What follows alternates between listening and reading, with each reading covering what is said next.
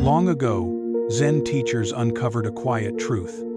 Real peace doesn't arise from forcing the mind into silence, but from allowing it to settle back into its original stillness. Tonight, we'll move through gentle teachings, reminding us that peace isn't something to achieve, but something to come home to. Before we start, you're welcome to share the time and place where you're listening. These aren't lessons to memorize or problems to solve. They are soft truths whispered from the heart of Zen Buddhism. Each one, a small light, guiding you toward deep, restoring sleep. There's no correct way to listen, no insight you must understand, no meaning you're required to find. Just moments of awareness flowing quietly from one story to the next, each inviting you deeper into the spacious calm beneath your thoughts. So settle in now, let your shoulders fall, let your jaw relax. Simply listen. At a mountain monastery known for its demanding discipline, 2 monks were assigned to share the daily practice of walking meditation together. This was a fundamental part of their training, meant to cultivate presence through slow, deliberate movement with each step. The monastery's walking path had been built long ago from thousands of old bricks donated by nearby villages. Over many years, time and weather had worn it down. Some bricks had loosened and shifted, others were cracked or broken, while a few jutted out at awkward angles. Each morning after sitting meditation, the 2 monks walked this path in silence. The route wound through a peaceful garden, past ancient trees, and alongside a small stream. It could have been a tranquil setting for contemplation, inviting calm and reflection with every step. The first monk, however, found the condition of the path endlessly irritating. Almost immediately, his inner dialogue would begin. "This path is awful," he thought, his mind filling with criticism and quiet resentment as soon as the walking meditation started. Why don't the monastery leaders repair these broken bricks? How is anyone supposed to stay mindful while worrying about tripping over loose stones? As he walked, his attention fixated on every flaw, one brick sticking up, another missing entirely. Over there, the ground dipped too low, forming a small hollow that filled with rainwater. His walking meditation turned into a practice of judgment and frustration instead of awareness. "This is unacceptable," he complained internally. "I keep stumbling over these obstacles. How can anyone develop peace or concentration under conditions like this?" The path dishonors the monastery, he thought. Meanwhile, the second monk walked beside him in silence, his expression calm and attentive, his movements smooth and balanced, despite the uneven ground. He moved with ease, never appearing annoyed by the broken path. After weeks of this shared practice, the first monk's frustration finally overflowed. "How can you stay so peaceful?" he asked afterward. "This path is terrible. How do you practice so calmly?" The second monk paused, then replied gently, "I believe I understand why our experiences are so different," he said softly, a small smile on his face. "You see this path as an obstacle to your spiritual practice. You experience the uneven bricks as interference, as problems blocking mindfulness and inner peace." He motioned toward the path they had just walked. "But I see this path itself as my spiritual practice. Every loose brick reminds me to give full attention to where I am and what I'm doing right now. Each uneven surface becomes a chance to practice balance, physically and mentally. Every difficult step asks for complete presence." The second monk continued, his voice warming with clarity. "Because of this path, I must remain mindful with every step. I can't walk carelessly or let my mind drift elsewhere. These broken bricks demand total awareness. Instead of obstacles, I see endless chances to deepen practice moment by moment." He looked steadily at his puzzled companion. "Rather than frustration, I've grown grateful for these conditions. This imperfect path has taught me more about mindfulness than any smooth walkway ever could. It has become my greatest teacher.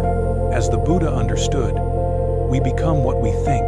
All that we are arises from thought. With thought, we shape our world. Here we see how deeply perception forms reality, turning the same conditions into obstacles or opportunities.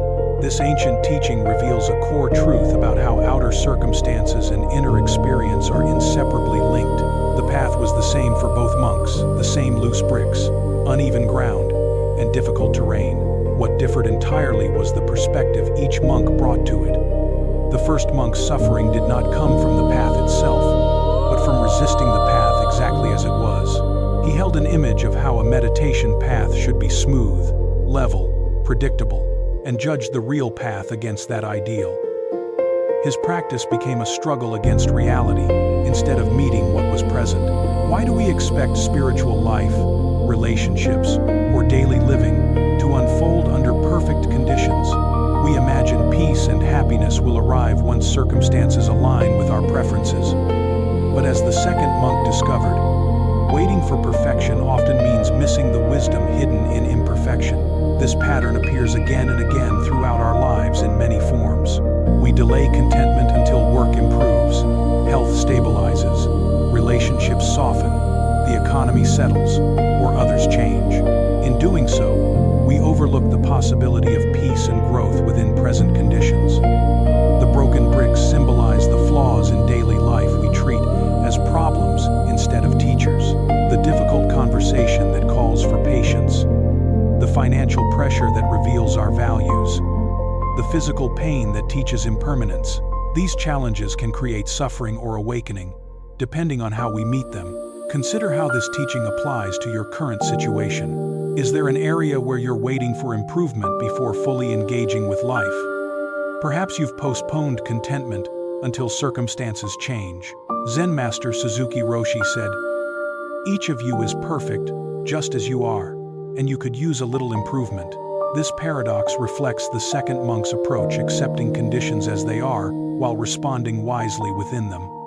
In meditation, we meet this choice often. We sit down and notice restlessness, discomfort, or emotional agitation arising almost immediately. The first monk would see these as barriers to real meditation. The second monk would use them as the meditation itself. Snorts, the Buddha taught. The mind is everything. What you think, you become. When challenges are seen as obstacles, frustration and resistance naturally follow. When challenges are seen as teachers, curiosity replaces resistance. Tonight, as you reflect on what you're facing now, can you notice any broken bricks you've treated only as barriers to peace? What might change if tomorrow's difficulties were met with the second monk's view, each uneven moment, inviting deeper awareness and presence? As the Buddha reminded us, each morning we are born anew. What we do today matters most. Every step tomorrow offers a choice between resistance and engagement, between problems and teachers. As our journey through Zen wisdom continues, let us enter a story about transforming how we meet suffering. This is the story of the salt and the lake. In a quiet monastery among gentle hills lived an aging master, known for patience and insight. Among his students was a young apprentice, weighed down by complaints about life's hardships. Each morning, he arrived carrying new grievances. "Master, why is life so difficult? Yesterday noise disturbed my meditation. Today my back aches from the hard floor. When will suffering end?" His voice carried the heaviness of countless small discomforts piled into an unbearable load. The master listened patiently, yet over time saw that words alone would not change his student's view. One cool morning, as golden light filled their simple room, the master made an unusual request. "My dear student," he said softly, "go to the kitchen and bring me some salt. A small handful will do." Though puzzled, the apprentice followed the instruction. He returned with cupped hands holding coarse white crystals. The master then brought out a small glass of water. "Put all the salt into this glass and drink it." The young man hesitated. "That seems far too much salt for so little water." "Trust the process," the master replied. "Drink." The apprentice poured the salt into the glass, watching it dissolve into a cloudy mixture. He raised it to his lips and swallowed, grimacing as the sharp bitterness filled his mouth. "How does it taste?" the master asked. "Bitter," he spat. "Overwhelmingly bitter. Almost unbearable." The master smiled softly. "Good. Now bring the same salt and come with me." They walked in quiet reflection until reaching a clear mountain lake. Its surface lay still like a mirror, reflecting the sky so perfectly it was hard to tell where earth ended and heaven began. "Now," said the master, "place the salt into the lake." The apprentice stepped into the shallow water and opened his hands, watching the crystals scatter and disappear without trace. "Drink from the lake," the master instructed. The young man cupped the water and brought it to his lips. The water tasted fresh and pure, like a mountain spring. "How does it taste?" the master asked. "Much better," the apprentice said, surprised. "Clean and refreshing. Do you taste the salt?" the master asked gently. The student paused, attentive. "No," he said slowly. "I don't taste any salt." The master sat beside him on a smooth stone at the shore, taking the young man's hands with deep tenderness. "My dear student," he said, "the pain of life is pure salt, no more, no less. The amount never changes, but the bitterness depends on the container that holds it." The apprentice listened, understanding dawning. "When pain appears," the master continued, "your true choice is your response. You can be a small glass where every grain overwhelms you, or you can widen your being like this vast lake, where the same salt dissolves into something far greater." The master paused. "Stop being a glass, my friend. Become a lake." The Buddha once said, "Pain is certain, suffering is optional." This teaching reveals the heart of our bond with difficulty. We cannot remove life's challenges, but we hold great power over how pain moves through us. From this story comes insight into consciousness itself. Awareness is not fixed in size. It can shrink into a narrow glass where each problem feels immense, or expand into a lake where the same pain becomes workable. Why do we so often choose the glass? First is pain myopia, when discomfort fills all attention. Second is story making, turning one painful event into long tales about how unfair life is. Third is the comparing mind, judging pain against an imagined ideal. The lake view doesn't deny real pain or suggest passivity. It offers a skillful way to meet challenges without adding extra suffering.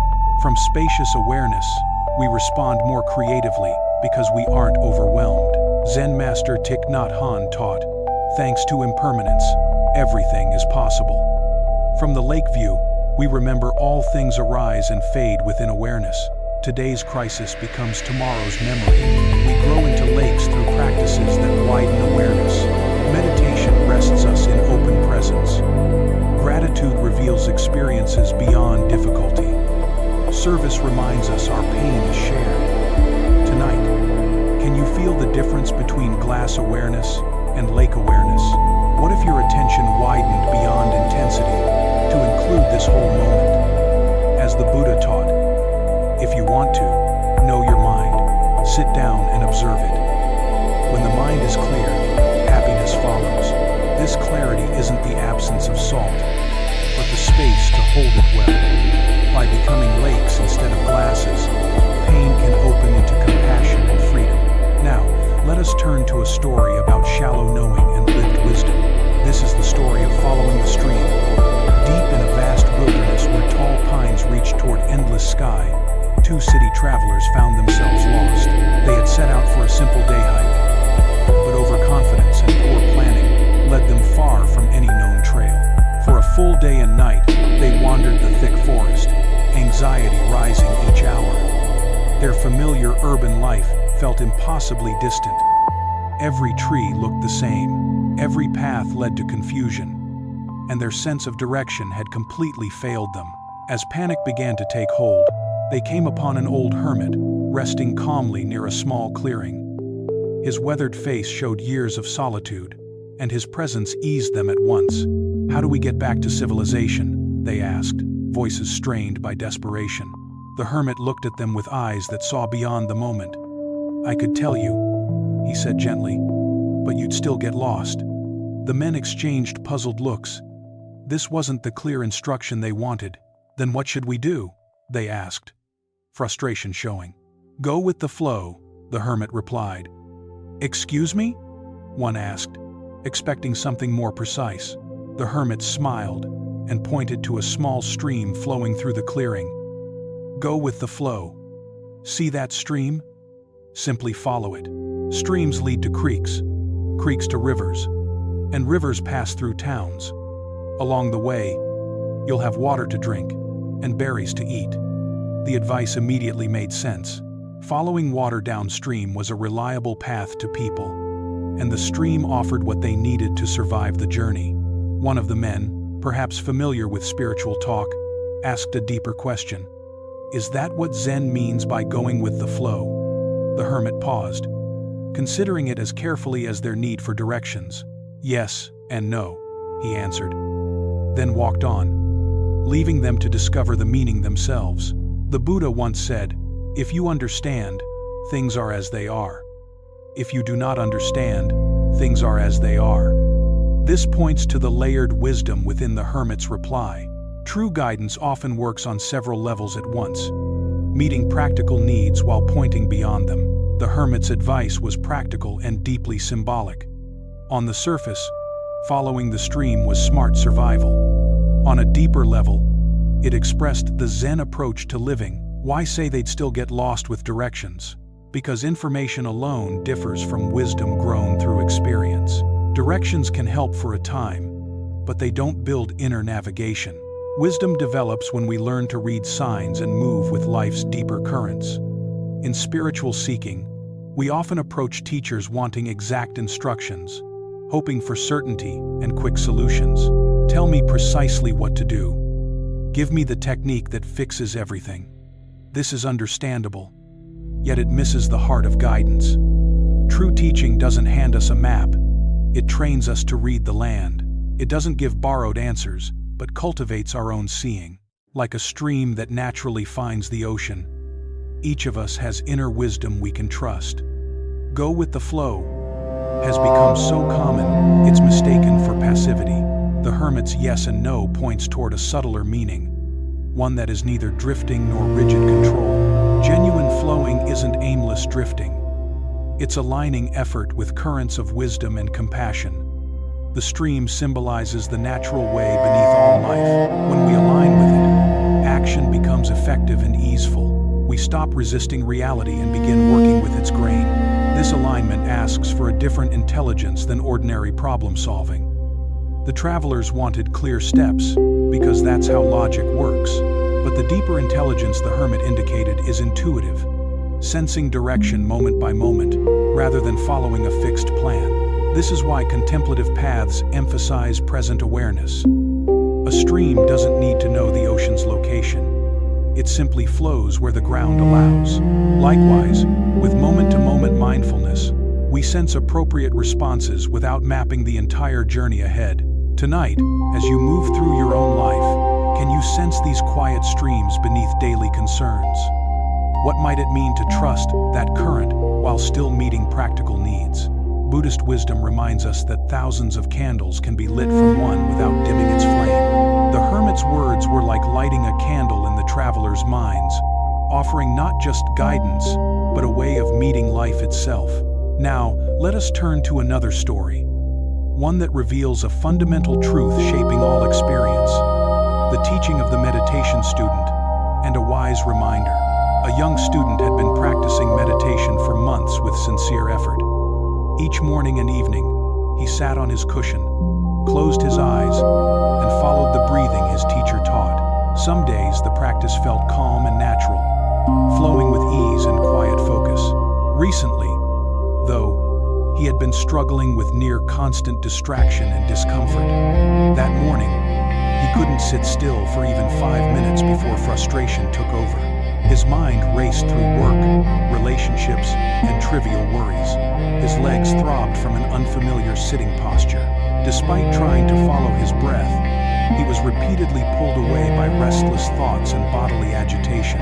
After what felt like hours, though likely only 20 minutes, he abandoned practice and went to his teacher. He found the elderly monk calmly weeding a small garden behind the hall in soft morning light.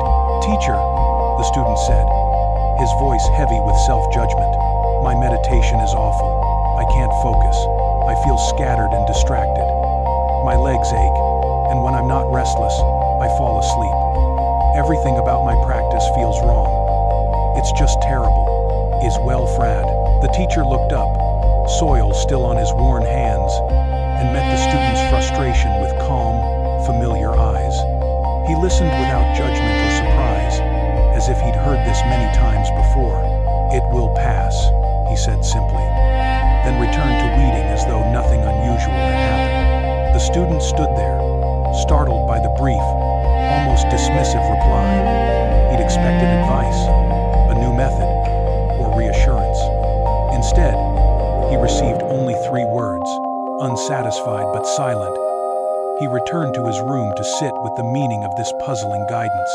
In the days that followed, he continued practicing despite frustration. Slowly, a shift occurred.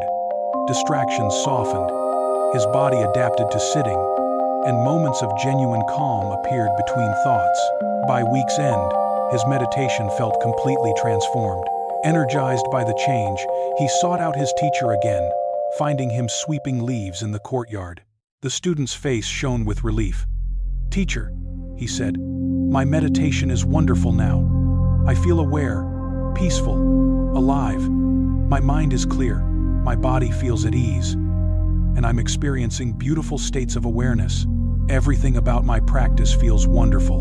The teacher paused, looked at him with the same calm expression, and replied exactly as before, "It will pass." This time, the student heard the deeper meaning. His excitement softened into understanding rather than disappointment. He saw that the teacher was pointing to something essential about all experience. Buddhist wisdom echoes this. Everything passes. The lesson lies in seeing impermanence in both pleasure and pain, in what we grasp and what we avoid. Why do we struggle so deeply with constant change? Zen teaches that much suffering comes from resisting impermanence, clinging to pleasant states and fleeing unpleasant ones. We wear ourselves out trying to control what cannot truly be controlled.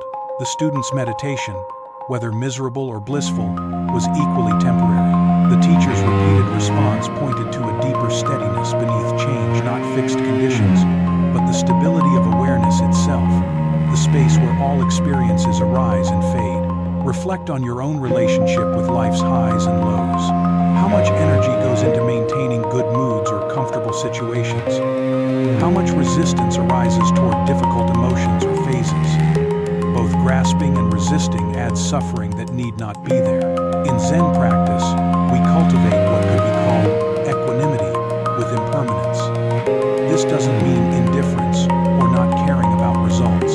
It means learning to stay grounded and responsive, whether circumstances feel pleasant or unpleasant, comfortable or difficult. The teacher's repeated words, "It will pass," carry both comfort and challenge. They soothe us in hardship by reminding us pain doesn't last, and they challenge us in pleasure by keeping us from building identity around temporary success or peak moments. Zen Master Suzuki Roshi taught, "Each of you is perfect as you are, and you can use a little improvement." This paradox reflects the same truth the teacher offered. We can engage fully with present experience while holding it lightly, knowing it will change. Look honestly at patterns of attachment and aversion. Where do you try to make the temporary permanent? Where do you exhaust yourself fighting conditions that would shift naturally if allowed? The Buddha said, "All conditioned things are impermanent. Strive on with diligence." This invites wholehearted living while holding outcomes gently.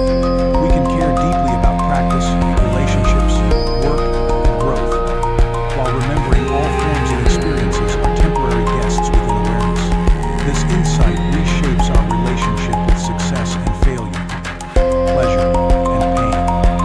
Instead of being tossed by life's fluctuations, we find steadiness in awareness itself, which remains as everything else changes. Tonight, as you notice states of mind and body, comfortable or not, clear or confused, can you recall the teacher's simple wisdom? Can you hold this experience fully while also knowing it, like all things, will pass? As the Buddha observed, just as the ocean has one taste, the taste of salt, This teaching has one taste, the taste of liberation. Liberation isn't found in permanent pleasure, but in the freedom that comes from moving gracefully, with constant change. Now let us enter a story about the patient path to wisdom and the paradox of urgent seeking. This is the teaching of the one-eyed student. In a quiet valley framed by cherry trees, a young man heard of a famous Zen master whose students reached deep realization through steady practice. Filled with ambition and eager to change his life, the seeker traveled many days to the monastery. His mind burned with determination to awaken as quickly as possible. When he arrived, dusty yet radiant with enthusiasm, he immediately asked to meet the master. The old teacher welcomed him in a simple room overlooking a garden, where monks moved slowly among vegetables and flowers. "Master," the young man said with a deep bow, "I've come to study Zen with full devotion. I'm willing to work harder than anyone before." After effrontery, "Tell me, if I apply absolute diligence and unwavering effort, how long will it take to find Zen?" The master sat quietly, observing the tension in the young man's shoulders and the urgency in his posture. At last, he answered thoughtfully, 10 years. The student's eyes widened. 10 years felt impossibly long when awakening seemed so urgent. Surely it could be faster. "But master," he pressed, "what if I work extremely hard, meditate longer, study more, practice more intensely than others? How long then?" The master reflected, then replied calmly, 20 years. Confusion and frustration crossed the young man's face. It made no sense. How could greater effort slow progress? Perhaps the master misunderstood his seriousness. "Master," he said urgently, "I don't think you understand how committed I truly am. What if I truly push myself?" The student asked. "If I devote every waking moment to practice, sleep only when necessary, and exceed all limits, surely realization would come faster." "How long then?" 30 years, the master answered instantly. By now, the student was utterly confused and growing agitated. Nothing made sense to him anymore. In music, martial arts, or study, harder work meant faster progress. Why would spiritual practice be different? "Master, I don't understand," he said, unable to hide his frustration and disappointment. "Each time I say I'll work harder, you say it will take longer. That feels backwards. Why?" The master's face softened with compassion, like a parent guiding a child ready to hear the truth. "When one eye is fixed on the goal," he said quietly, "only one eye remains on the path. Ancient Buddhist wisdom tells us a long journey begins with a single step." This story reveals a deep teaching about spiritual growth and the paradox of goal-driven seeking. Why does intense fixation on attainment actually slow progress? Zen shows how excessive striving creates obstacles to realization. First is divided attention. When awareness constantly measures progress toward an imagined end, we cannot fully inhabit present-moment practice, where awakening grows. Think of learning music. Obsessing about future performance steals attention from finger placement, rhythm, and tone, the very skills that create mastery. Music arises from complete presence between player and instrument, not anxious projection toward future success. Second is what Zen calls gaining mind, the subtle grasping that turns practice into a transaction. When we meditate to get enlightenment or study to collect wisdom, we approach the path like consumers, not participants. Gaining mind creates a split between who we think we are and who we believe we must become. The Buddha said, "What you seek is where you are looking from." This points directly to the heart of the master's teaching. Zen is not something achieved, but something recognized. It is not a destination we reach, but the awareness with which we walk. This explains why urgent seeking often defeats itself. When we chase enlightenment frantically, we assume our present experience is lacking or incomplete. Zen teaches that the seeking mind itself is the awareness we want to find. Reflect on learning in your own life. Haven't your deepest insights arrived when you weren't trying to have them? Perhaps while walking, washing dishes, or sitting quietly without a goal. These moments show what the master meant. Wisdom appears when we stop dividing attention between now and later. Clears throat, Zen master Huangbo taught.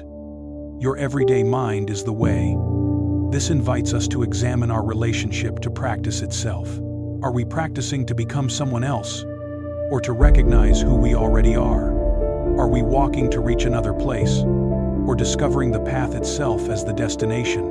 The student's mistake wasn't desire for awakening, but believing it existed outside his present experience. Each proposal to work harder actually moved him further from natural awareness. Like chasing your shadow by running faster, the more urgently you pursue it, the farther it seems. Zen cultivates just sitting practice without gaining mind, agenda, or divided attention. This doesn't mean losing dedication. It means offering full presence to each moment, letting insight arise naturally instead of forcing it. Consider this in life. In relationships, trying too hard to be loved can repel. In creativity, forcing inspiration stiffens flow, while relaxed attention lets it emerge. Tonight, as your mind rushes toward imagined destinations, the person you hope to become, the peace you want to reach, the insight you seek, can you recall the master's teaching? Can you gently bring both eyes back to the path? Discovering the journey already holds what you thought waited at the end. The Buddha spoke of this, saying, "There is no path to happiness. Happiness is the path." When we walk with undivided attention, we find that what seemed distant was present in every step. As we continue, let us turn to a story about acceptance and the art of contentment. This is the wisdom of the shepherd. On a dusty mountain road, where wildflowers covered the hillsides, a tired traveler met a shepherd tending his flock. The morning sun rose steadily as clouds gathered on the horizon, promising either gentle rain or intense heat. The shepherd rested calmly on a smooth rock, watching sheep graze among tall grasses. His face reflected the ease of one shaped by many seasons beneath open skies, learning what only nature teaches. Something in his presence, a steady, unshakable calm, caught the traveler's eye. "Good morning," the traveler called, wiping his brow.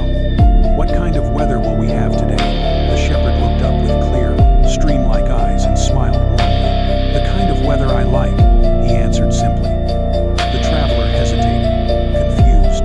He expected a forecast to plan his day, not a circular reply. "How can you know it will be the weather you like?" he pressed, frustration mixed with curiosity. The shepherd's smile deepened as he gestured to the wide sky, where clouds and blue moved together. "Having learned that I cannot always get what I want," he said patiently, "I've learned to always like what I get, so I'm certain it will be the weather I like." The traveler stood quietly, the simple depth of this wisdom settling into him like seeds finding fertile soil. Here was a man who had found freedom no forecast could offer, freedom from anxiety about uncertainty. As the Buddha observed, attachment is the root of suffering. This story reveals that true contentment comes not from controlling conditions, but from transforming how we relate to whatever arises. Why do we tire ourselves arranging life to match our preferences, instead of finding peace within what unfolds? The shepherd embodies what Zen calls great acceptance, not passive resignation, but the wisdom that sees resistance to reality as the main source of suffering. When we fight what is, we create an inner battle that drains energy and blocks contentment. When we align with life as it moves, we discover the peace of flowing with the current instead of against it. Reflect on how much emotional energy is spent resisting what lies beyond control. Traffic delays, uncooperative weather, people who don't meet our expectations. Each resistance tightens awareness slightly, a quiet rebellion that builds into lasting dissatisfaction. The shepherd's way doesn't mean giving up preferences or becoming passive. We can still wish for sun while accepting rain. We can pursue goals while remaining at ease when results differ. The key is holding preferences lightly rather than letting them dictate our peace. Zen Master Senkan wrote, "The great way is not difficult for those who have no preferences." This doesn't mean eliminating desire, but not turning desire into rigid demands on reality. Look closely at your own resistance. How often do you argue with what is? Believing contentment will come only when things change. This tension is optional not because desires are wrong, but because they can be held with skill. The Buddha taught that attachment isn't about caring deeply. It's about making inner peace dependent on outer conditions, meeting our expectations. The shepherd cares for his flock and values comfort, yet his contentment does not rely on any single outcome. Tonight, as you reflect on today's moments, both easy and difficult, can you sense the shepherd's insight within your own awareness? What if contentment isn't postponed until circumstances improve, but is available now through a shift in view? As the Buddha taught, happiness does not depend on what you have or who you are. It depends entirely on how you think. The shepherd learned that when we stop insisting life meet our expectations, we gain the freedom to enjoy life exactly as it unfolds. Our next story speaks of the moment when understanding goes beyond effort. This is the teaching of no water, no moon. The nun Chiano devoted many years to rigorous Zen study and practice. She spent endless hours in meditation, wrestling with deep koans, and contemplating the Buddha's teachings. Her commitment never wavered, rising before dawn.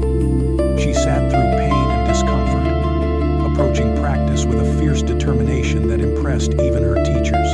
Yet despite sincerity and effort, awakening continued to escape her. She grasped the teachings intellectually, spoke fluently of emptiness and non-duality, and guided others in basic practice.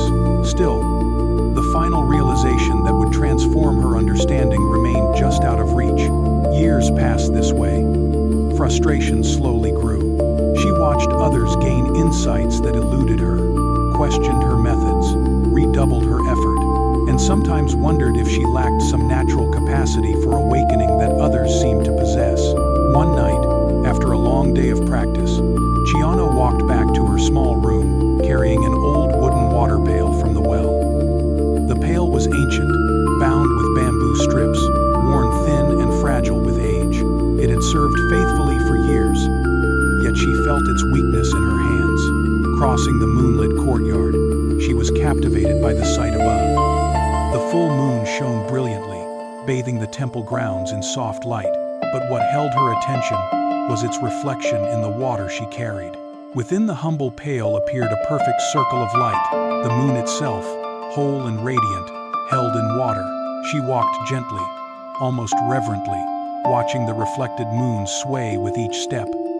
So vivid it seemed as real as the moon overhead. For a moment, she felt she was carrying something sacred. Then, without warning, the worn bamboo strips gave way. The bottom fell out, and the water spilled to the ground in a single instant. In that instant, the moon's reflection disappeared. With no water, there was no moon. As she watched it vanish, Chiano experienced complete liberation. Years of striving revealed themselves as unnecessary. What she had sought, awakening and understanding, had never been separate from her at all. Like the moon's reflection, it only seemed independent, but was the natural expression of what was already present. The Buddha spoke of this. Look within. You are the Buddha. The deeper lesson shows that realization comes not through accumulation, but release, not through grasping, but letting go. This ancient story reveals a deep paradox at the heart of spiritual seeking. We usually begin believing awakening is something to gain through effort and discipline. We picture it as a distant state we don't yet possess, something we might earn through enough practice, struggle, and devotion. Chiano's years of sincere effort were not wasted. They prepared the ground, like soil softened before seeds are planted. Yet her awakening came when she stopped trying to grasp realization and instead witnessed it naturally arising and dissolving. Why is it so hard to see what's already here? The seeking mind creates the separation it longs to end. When we believe awakening exists elsewhere or later, we overlook the awareness reading these words now, the consciousness that knows thoughts and feelings without being trapped by them. Notice this pattern in your own life. Are you chasing insight or trying to seize peace just beyond reach? The effort to grasp can prevent us from seeing realizing that the very awareness capable of seeking is what we seek. This doesn't mean abandoning practice or growth. Keanu's discipline created the conditions for insight, but it invites a new relationship with practice, full engagement, light holding, like carrying water that could spill at any moment without panic or control. A Zen master expressed this truth by saying, "The unborn is the Buddha mind itself." When this is realized, the Buddha mind present from birth has been functioning all along. What we seek in meditation, therapy, or growth is recognition of what was never missing.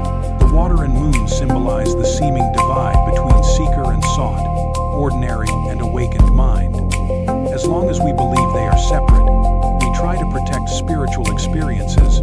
When the container breaks, we discover the separation was an illusion from the start. This teaching reaches beyond formal practice into every area where we chase happiness or fulfillment as possessions. The perfect partner, ideal job, peaceful mind. These are reflections we try to hold, forgetting their essence already lives in our capacity to notice and value them. In Zen, we learn to trust natural unfolding instead of forcing insight. Often the deepest understanding arrives when we stop trying to understand, when the bottom drops out, and our carefully built spiritual images dissolve on their own. The Buddha taught, "The one who conquers himself is greater than one who defeats 1,000 men." Keanu's victory wasn't over ignorance, but over the belief that there was a battle at all.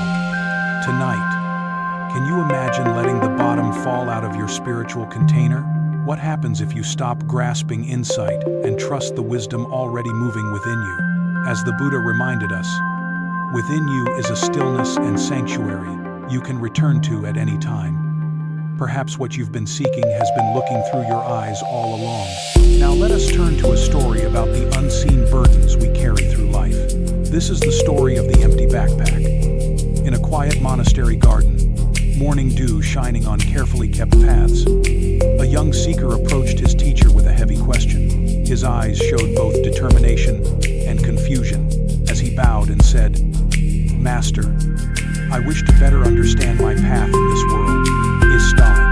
Why do I keep carrying my past and reliving it again and again? Why can't I move beyond it?" The master studied him with gentle eyes, then gestured toward a shimmering maze of translucent silk panels glowing in filtered sunlight. "Enter the maze," he said, lifting a leather backpack. "Carry this with you. It will help you stay focused. But be careful, it's quite heavy." The young man took the pack, surprised by how easily it was handed over. The instant it settled in his hands, he gasped. The weight was immense, forcing him to bend forward as he staggered toward the maze. Inside the silken labyrinth, solid walls appeared immediately. Through the translucent panels, he saw other seekers moving like distant ghosts. No matter which way he turned, each path ended blocked. Exhausted, he sat down to think. "Others are clearly ahead of me," he thought. "Should I cheat and crawl beneath the silk?" After struggling with the thought, he chose integrity. As he stood with renewed resolve, an opening suddenly appeared. Progress felt hopeful until another wall stopped him. This time, good intentions failed. The backpack's weight became unbearable, biting into his shoulders. What could be so heavy yet feel so soft? Driven by curiosity, he removed the pack and looked inside. It was completely empty. Still, when he lifted it again, the weight was undeniable. As he put it back on, a clear voice whispered, "Look within yourself, young man. The weight lives there." Memories surged. Childhood bullies, long-held resentments, years of hurt. With each recalled pain, the pack grew heavier. Then understanding arose. "I am the weight. I carry the burden of what troubles me." With this insight, he began the work of forgiveness. "I forgive you, wherever you are," he heard himself say. At once, the pack lightened and new paths opened. As sunlight warmed his face and loving memories surfaced, the weight kept fading until the backpack felt weightless. Surrounded by silk walls, he sat quietly in meditation. "I am the light and the way. I see now, I was the obstacle. As the words formed, his feet lifted from the ground. He floated above the maze, seeing others trapped by darkness in their packs. With a thought, he stood beside his teacher outside the labyrinth. "Master," he said, glowing, "I discovered my darkness created the weight, and my lightness freed me to rise." The master smiled knowingly. "And how do you feel, young one? Do you feel free?" Without waiting for a reply, he walked away. The Buddha taught that holding anger is like clutching a hot coal to throw at another. You are the one burned. This wisdom reveals the truth of the empty backpack. We create our own burdens. Our past doesn't imprison us. Our relationship to it does. The seeker learned his suffering came not from others' actions, but from his refusal to release them. The empty pack symbolizes the unseen weight of unprocessed emotions and unhealed wounds. Why do we cling to pain so tightly? First, we identify with our wounds. I am someone wronged, instead of I experienced harm. Second is attachment to the familiar, even painful feelings. Feel safe because they're known.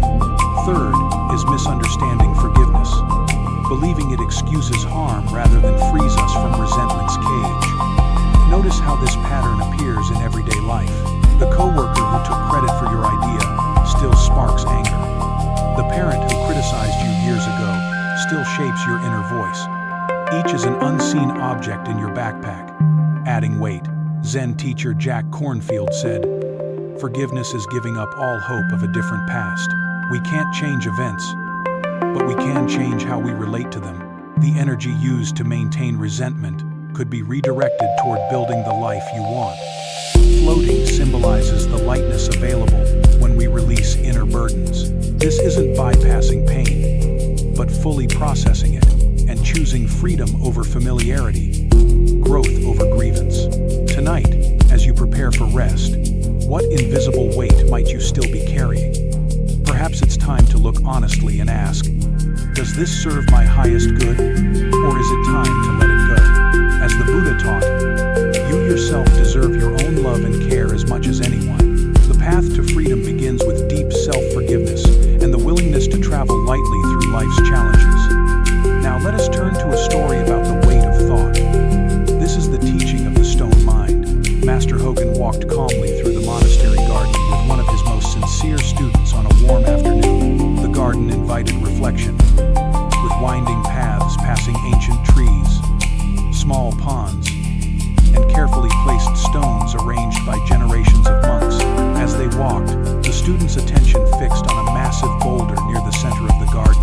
The stone was enormous, like a small building, and so old that moss covered its surface and plants grew in its cracks. It was clearly permanent. The student, immersed in Buddhist philosophy, was eager to show his understanding of the teachings he had been studying. Seeing the stone, he sensed an opportunity to engage his teacher in deep philosophical dialogue. Pointing to it, he asked what he believed was a refined question that would open discussion on reality and consciousness. "Master," he said confidently, "the sutras teach that all phenomena exist within consciousness, that everything perceived is ultimately mind. Given this, is this stone inside my mind, or does it exist outside my mind as a separate object?" He waited proudly, expecting a long metaphysical explanation. He anticipated an elaborate discourse on consciousness and material reality. His question drew on classical Buddhist metaphysics and complex ideas about perception and existence, and he felt certain it showed depth of understanding. Master Hogan paused, meeting him with a calm, penetrating gaze. He saw immediately the mental trap created by overthinking. Instead of offering abstract philosophy, he answered with simple clarity that cut straight to the point. "You must have a very heavy mind," he said gently, "to be carrying a stone like that around in it." The student stood silent, his complex framework suddenly exposed as unnecessary. In one sentence, the master revealed the burden of thought itself. The Buddha taught that all conditioned things are impermanent and urged diligent practice. This story shows how the thinking mind can invent burdens with no grounding in reality. Intellectual analysis, though useful at times, can become a form of mental weight we need not carry. The turned it into a mental problem, requiring effort to solve. Hogan's reply exposed the absurdity of this process. The stone wasn't literally in the student's mind, nor did its nature need solving to be met directly. By pointing to the heaviness of carrying such ideas in the mind, the master revealed how much unnecessary effort we create through overthinking. Why do we complicate direct experience with layered mental structures? The thinking mind offers a feeling of control and certainty. When we categorize, analyze, and explain what happens to us, it can feel like mastery over life.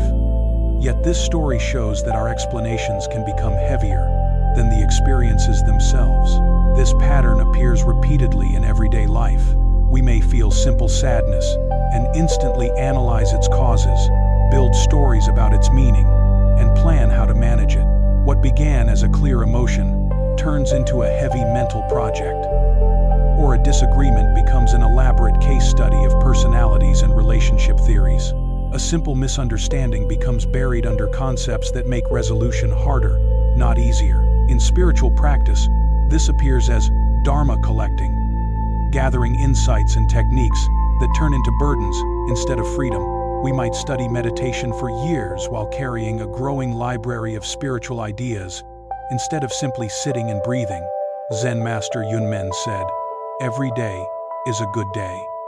This points to meeting each moment directly, without the weight of constant interpretation. The stone in the garden was just a stone, something to notice, perhaps sit on, or pass by. It didn't need philosophy to be met fully. Hogan's teaching was skillful because he didn't reject the question as wrong or foolish. Instead, he revealed the cost of abstract thinking, the heaviness it adds to experience. By comparing thought to physical weight, he made mental burden visible and concrete. This teaching doesn't suggest abandoning all thought or inquiry. Intellectual understanding has value, but we must distinguish helpful thinking from elaboration that creates needless weight. Sometimes the deepest insight is realizing we don't need to understand everything with the intellect. We can enjoy a sunset without analyzing light physics. We can love without theories about attachment. We can meditate without complex ideas about awakening. The Buddha taught simplicity, patience, and compassion. These are your greatest treasures. Hogan was guiding his student toward simplicity, the relief of setting down mental loads we never needed to carry. Tonight, as you prepare for rest, notice any stones in your mind, worries about the future, stories about the past, or analyses of the present. What would it feel like to put these burdens down? Even briefly, as the Buddha reminded us, peace comes from within. Do not seek it outside. Often, peace comes not from better thoughts, but from realizing we don't need to carry so many at all. Let us continue our journey. The next story reveals the difference between helping and holding on. This is the teaching of the two monks and the woman at the river. Two monks walked together along a mountain path toward a distant monastery to continue their training. Their vows included avoiding physical contact with women not from disrespect, but to protect focus. Reaching a river swollen by storms, they found a young woman standing anxiously at the edge. The current was strong and dangerous, and she feared crossing alone. "Please, honored monks," she called, "could one of you help me cross?" One monk immediately stiffened, his mind racing through rules and consequences.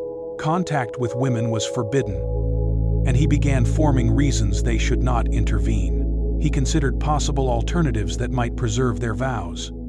The other monk, however, saw the woman's danger immediately and chose differently.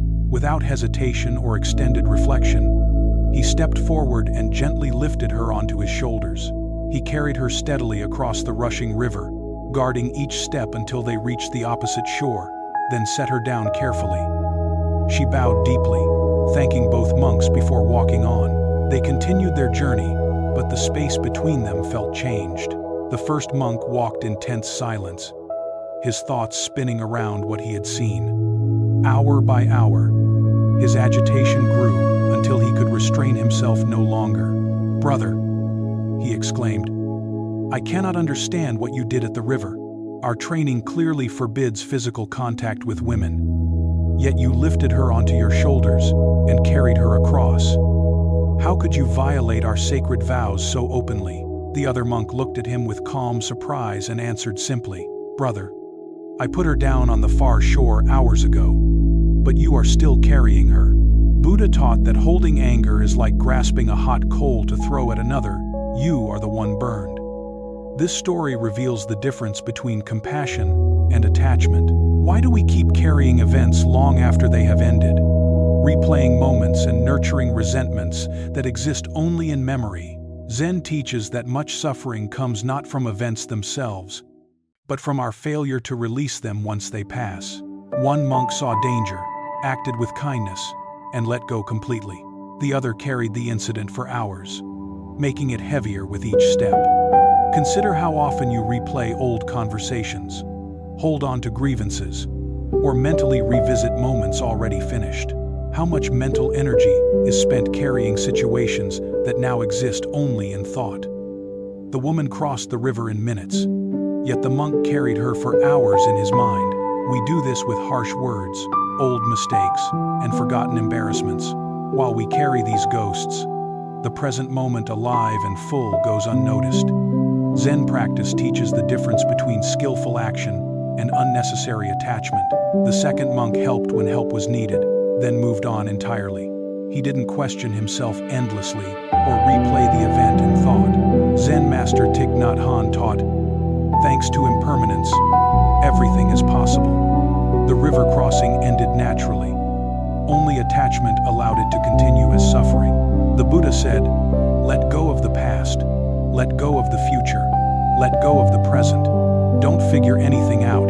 Don't make anything happen. Relax and rest."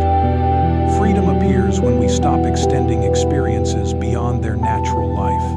Look closely at what you may still be carrying: resentments, regrets, painful memories. They persist only because you keep lifting them again.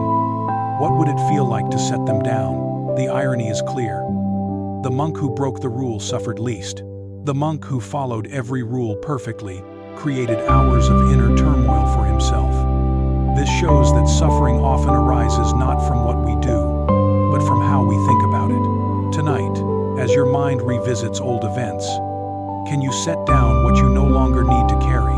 As the Buddha reminds us, in the end, only three things matter: how fully we lived, how deeply we loved, and how well we learned to let go. True practice isn't perfect obedience, but meeting what's here, responding wisely, then releasing it to welcome what follows.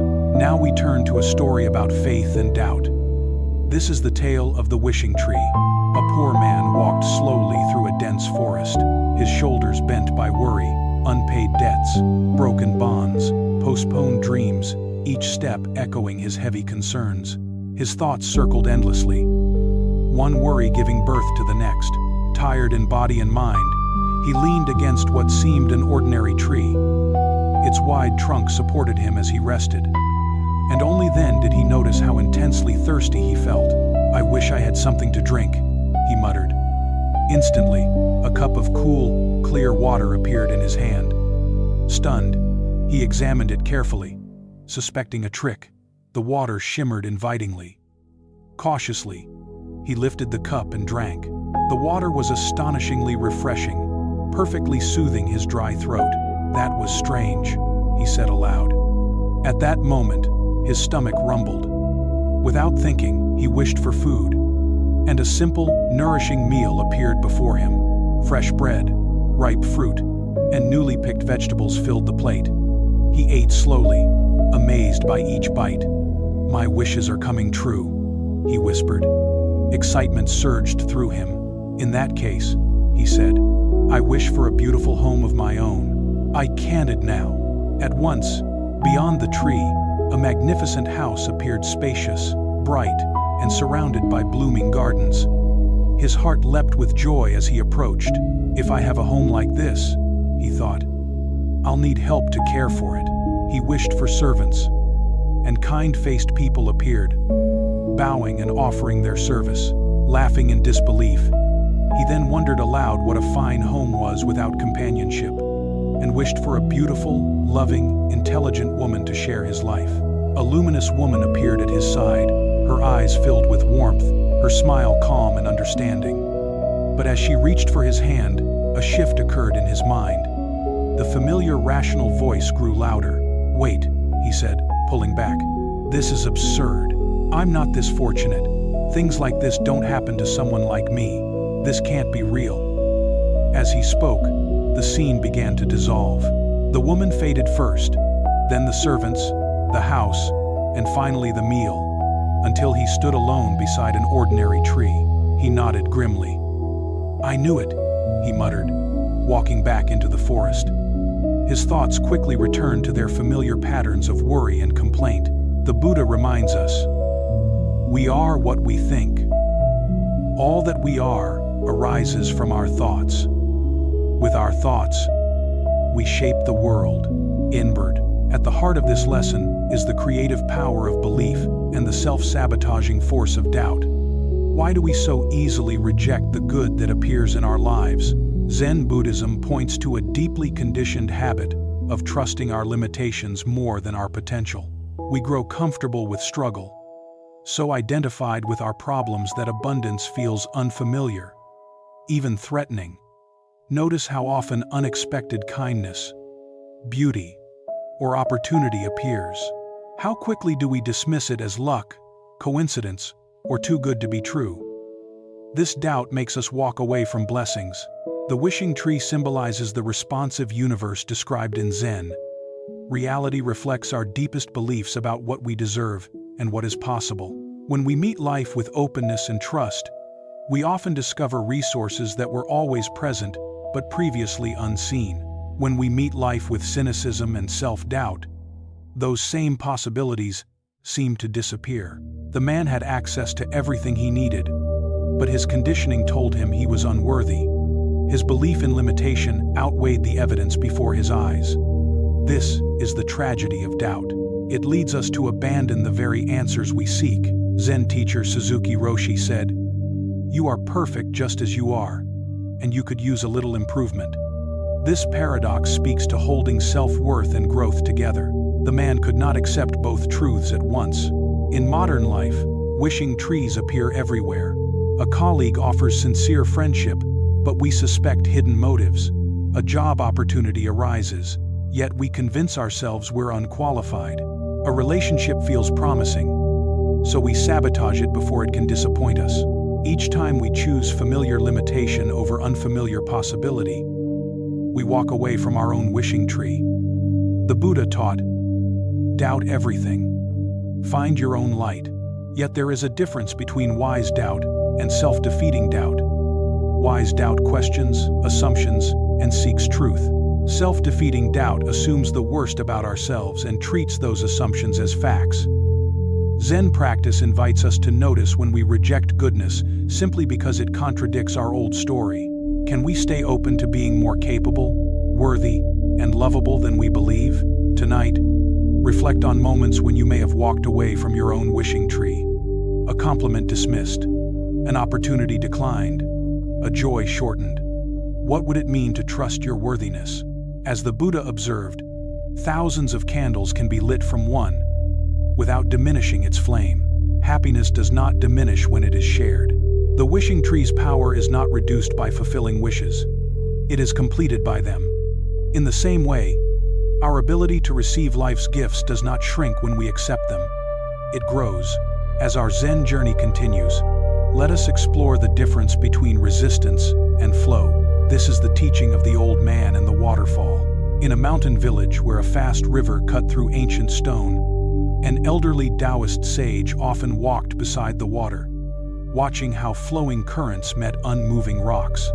The villagers knew him as gentle and reflective, sensing he understood nature in a deeper way. One afternoon, storm clouds gathered and rain began to fall. The river swelled with unusual strength, its current fierce and unstable, rushing toward a high waterfall that plunged into a rocky gorge below.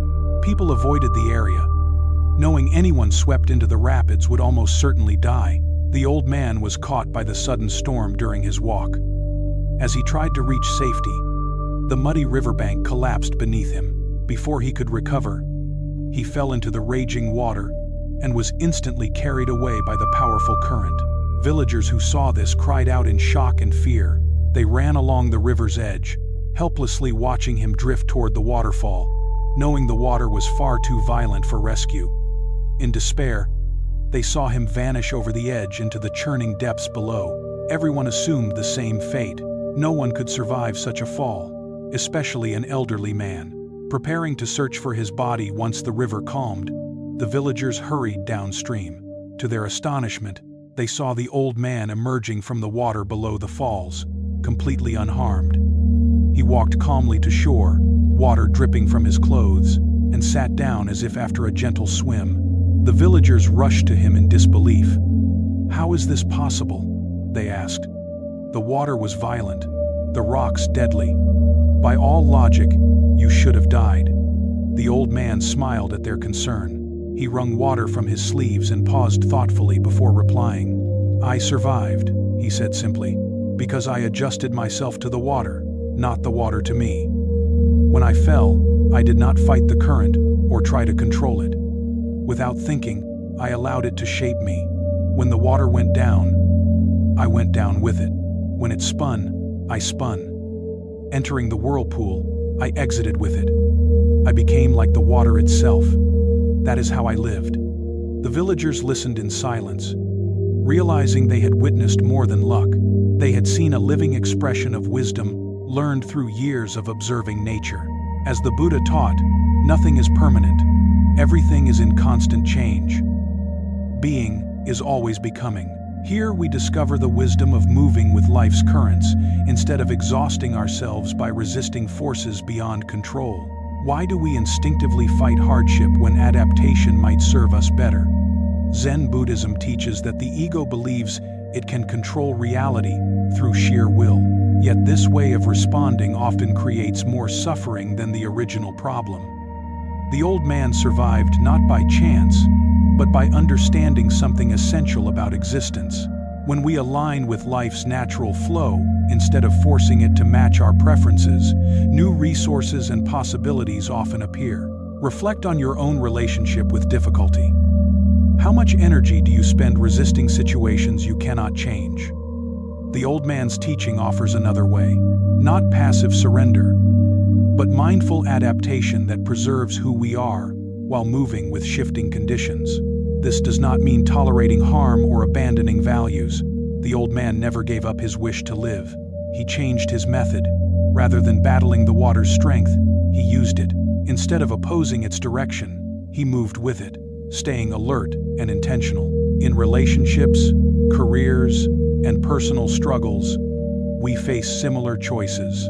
We can drain ourselves trying to control outcomes or others' behavior, or we can respond skillfully to what is present, finding creative paths toward our deeper aims through flexibility rather than force. Zen Master Lasu taught, "Water is fluid, soft, and yielding, yet it wears down rock that cannot yield."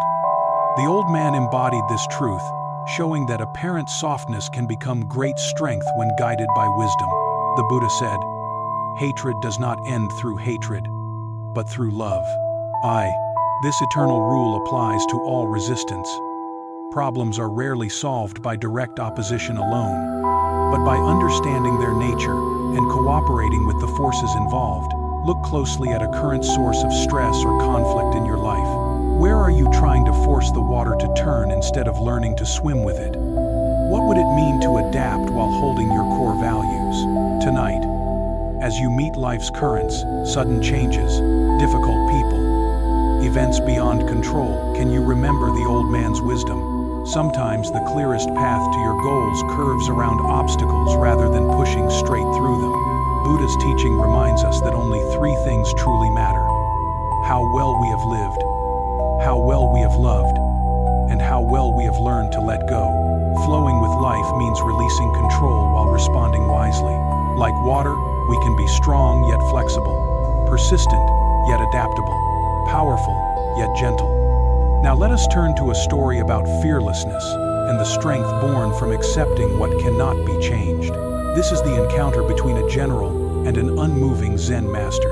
During the brutal civil wars of feudal Japan, Armies swept across the land like natural disasters, conquering villages through force and fear. When word spread that a warlord's troops were approaching, people usually fled with what little they could carry, seeking refuge in mountains or distant towns. In a small village, as the feared army approached, the familiar pattern unfolded. Families packed in haste. Merchants shuttered their shops. Within hours, streets once alive with daily routines became silent and empty. Everyone fled, everyone except the old Zen master living in the modest temple at the village center. When the invading army arrived to find the village abandoned, the general noticed smoke rising from the temple chimney. Curious who would dare remain, or foolishly stay behind, he went to investigate himself, expecting a weak elder or someone unable to escape in time. Instead, he found the Zen master calmly sitting in his garden, tending plants, as though nothing unusual were happening. The general was used to fear wherever his troops marched. Leaders begged for mercy, offering gifts to avoid destruction. This quiet scene unsettled him. People usually fled at the sight of his soldiers. This old man's calm disregard confused and irritated him. When the general wasn't met with fear or submission, his expression darkened. Here stood someone who seemed unaware of danger or unimpressed by his authority. "You fool!" the general shouted, his voice filling the empty courtyard as he reached for his sword. His armor flashed in the sunlight, his grip steady and trained. "Do you know you stand before a man who could kill you without hesitation?" The master remained unmoved. He continued tending a flowering bush, hands steady, face serene. When he finally looked up, it was with gentle attention, as if greeting any visitor. "And do you realize," he replied evenly, "that you stand before a man who can be killed without blinking an eye?" The general froze, sword half drawn, his anger dissolving into astonishment. In all his years of conquest, he had seen courage, desperate bravery, defiant rage, reckless boldness, but never this. Total peace in the face of death, complete acceptance without fear. The master's words revealed a power the general had never considered, a strength greater than killing, the absence of fear of being killed. Here stood someone who had accepted impermanence so fully that even death held no command over him. Slowly, the general slid his sword back into its sheath. Without speaking, he turned and walked away, leaving the master to his garden. The village was spared, not by force or negotiation, but by one man's absolute fearlessness. As the Buddha taught, all conditioned things are impermanent. Strive on with diligence.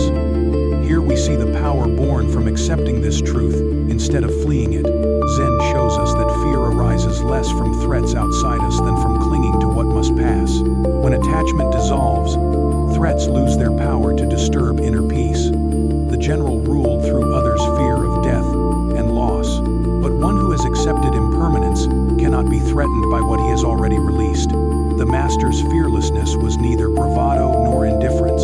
It arose naturally from understanding impermanence so deeply that even death held no terror. Reflect on your own response to pressure and intimidation. How much fear comes from clinging to comfort, reputation, or stability? The master shows that true invulnerability comes from having nothing that can be taken away. This does not mean passivity or welcoming harm. The master did not seek death or promote violence. His acceptance of mortality freed him from the fear that paralyzes most people in danger. The Buddha said, "Better than 1,000 empty words is one word that brings peace." The master's single reply carried more power than any threat because it arose from acceptance, not fear. Tonight, as you face pressures in your own life, can you recall his calm before the sword?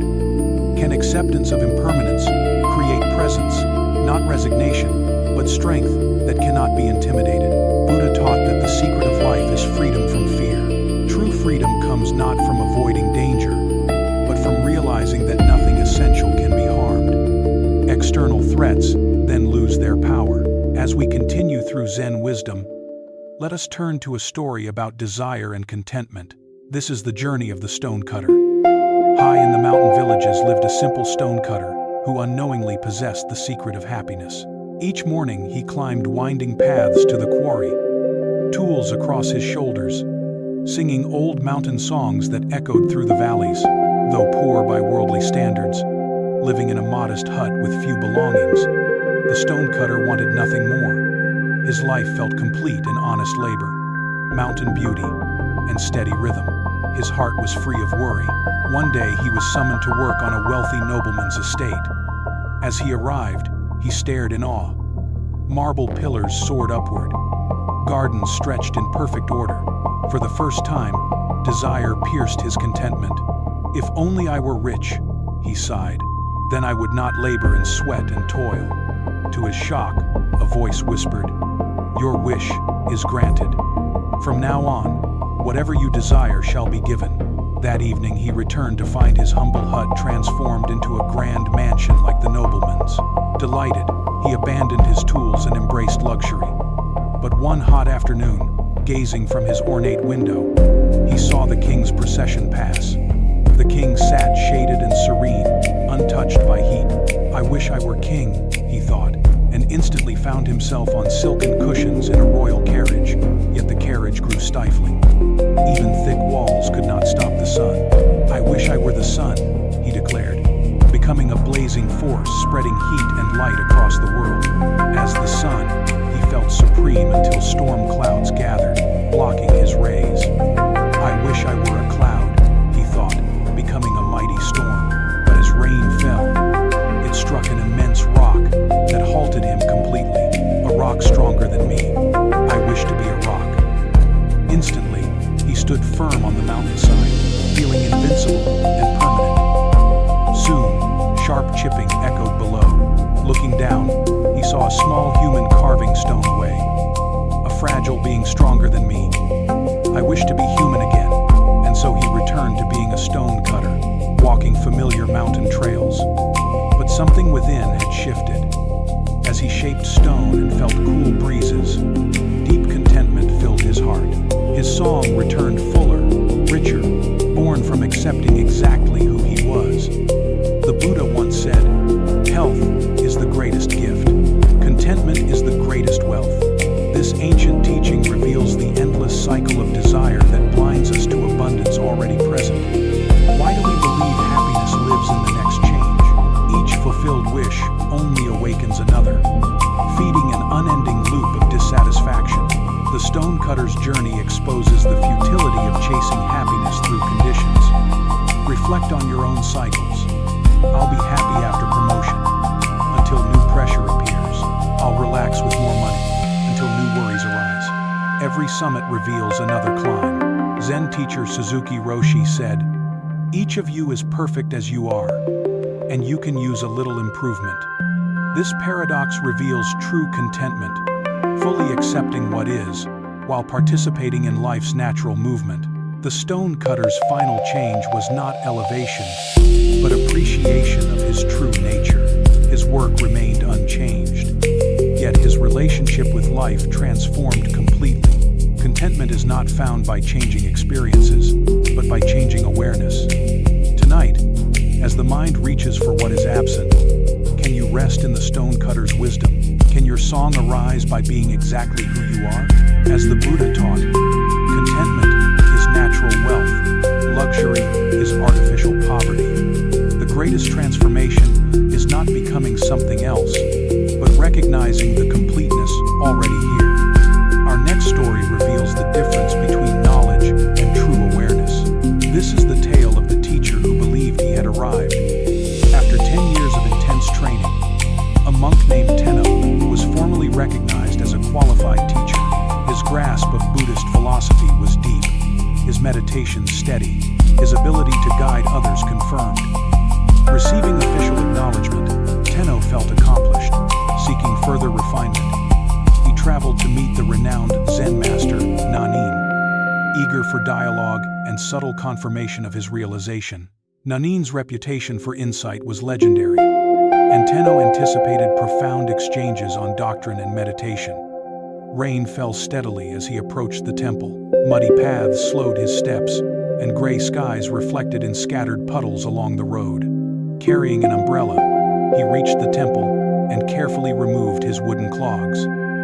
He placed them neatly beside the porch, set down his umbrella, adjusted his robes, and composed himself. Following custom precisely, he entered to meet the master. Nanin welcomed him with warm respect, honoring Tenno as a fellow teacher while embodying quiet seniority. They sat together in a simple room. Tenno expected discussion of subtle doctrine, refined technique, or the challenges of guiding others on the path. Instead, after polite greetings, Nanin asked a surprisingly ordinary question. "When you entered, I saw your wooden clogs and umbrella on the porch. Tell me, did you place your umbrella to the left of your shoes or to the right?" Tenno was stunned. Of all subjects, why ask about something so trivial? He searched his memory and felt uneasy, realizing he could not remember. He had been so absorbed in the importance of the meeting, so focused on the impressive conversation he imagined, that he had arranged his belongings without awareness. I don't know, Tenno admitted softly. In that moment, the meaning of his not knowing struck him with unexpected force. Here he stood, officially recognized as a teacher of mindfulness, yet unable to recall a simple act from moments earlier. Nanin smiled with deep kindness, not ridicule. "Then you have not yet realized full awareness," he said gently. "One who is awake attends completely to every moment, every action, every detail of experience. The way you place your shoes reflects the same attention you bring to meditation, to teaching, and to life itself." In that instant, Tenno's pride collapsed. In its place arose a humble clarity about how shallow his awareness still was. He saw that true mindfulness is not something achieved once and owned forever. It is a living quality that must be renewed in every moment, in ordinary actions as much as sacred practice. Without hesitation, Tenno asked to become Nanin's student. For the next 10 years, he trained under the master, learning to place shoes with the same care as sitting meditation, and to handle an umbrella with the reverence given to holy texts. When Tenno finally left Nanin's temple, he had become a different kind of teacher, one who understood that awakening is not a destination, but a way of moving through life, not an achievement, but an ongoing discipline of full presence. As the Buddha taught, if you wish to know your past, look at your present condition.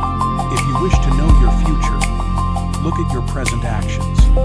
This story reveals that spiritual growth is not measured by peak moments, but by the attention we bring to ordinary life.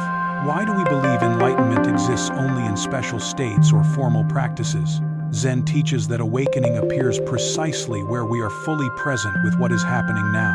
Whether sitting in meditation or placing an umbrella beside shoes, Tenno's error is common among practitioners. He could be mindful during formal practice, yet unconscious during daily tasks, present on the cushion, absent in simple movements. This imbalance quietly delays genuine awakening. The split between spiritual and ordinary life is one of the most subtle traps on the path. We treat awareness as something switched on in meditation and off in routine moments. True practice dissolves that division, allowing presence to flow through every aspect of living. Reflect on your own daily rhythm. How aware are you while brushing your teeth, making coffee, or tying your shoes? Do you give these moments the same attention as tasks you consider important? The distance between formal and informal practice often shows exactly where awareness still needs to deepen. Zen Master Dogen taught, practice and enlightenment are one. This means awareness is both the path and the arrival. There is no separation between cultivating presence and being present. Every moment contains the full possibility of awakening. Nanin's question was never truly about shoes or umbrellas. It was about whether Tenno's spiritual growth had reached the cellular level of daily life.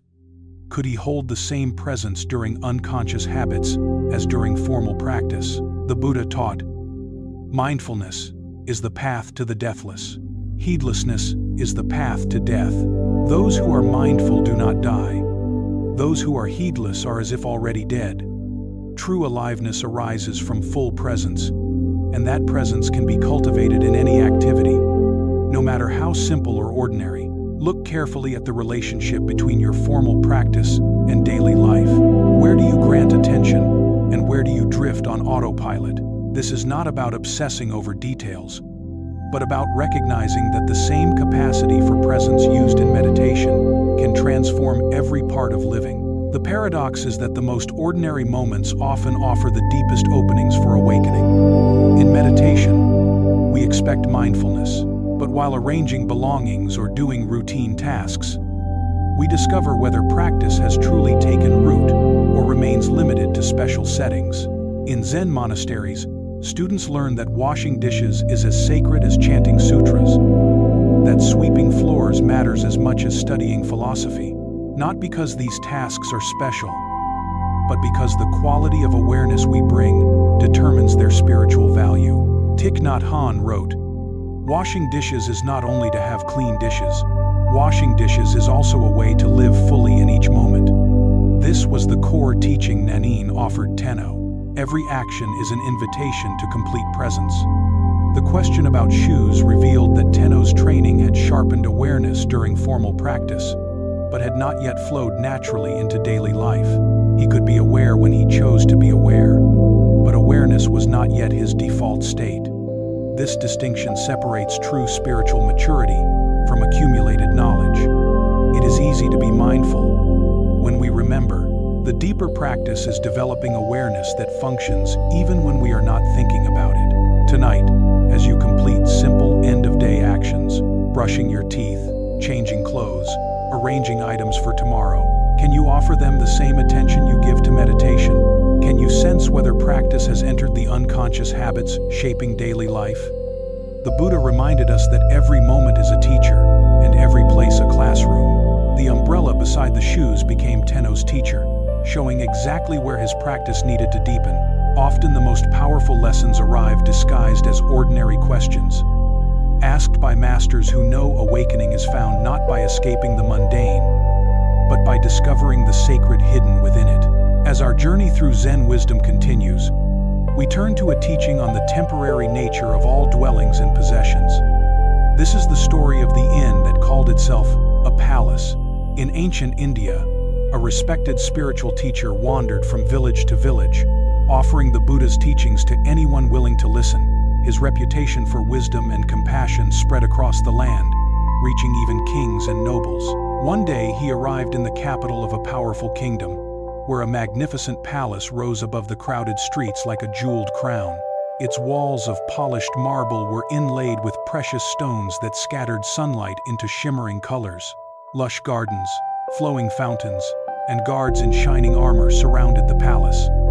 It was clearly the residence of immense wealth and authority. The teacher approached the entrance with the same calm dignity he showed toward all beings, whether royalty or beggars. The guards, recognizing his simple robes and serene presence, did not stop him. His arrival was expected.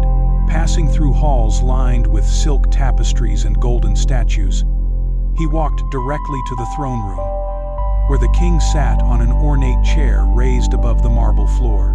Courtiers in elegant garments stood around the throne, jeweled ornaments catching the light from towering windows. The king, a middle-aged man in deep purple silk, crowned with gold and diamonds, looked up as the teacher entered.